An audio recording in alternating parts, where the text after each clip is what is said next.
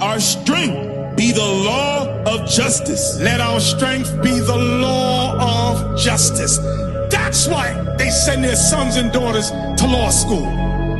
Brothers, sisters, listen good. There have been several situations that IUIC has gotten involved in, even here in Atlanta. And we hired lawyers. When they found out we were Israel United in Christ, guess what they did to us? They dropped us. We can't represent you. They all stick together.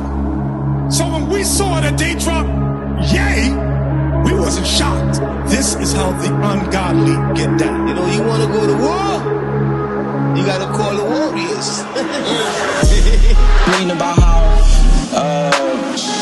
black people are the real Israelites and all this amazing history. You don't understand? You don't got to war by yourself, man.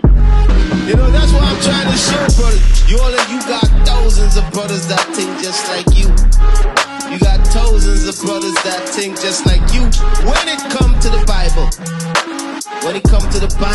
we all have one mind. We are the Jews. We gonna keep these commandments. We gonna come back to our culture.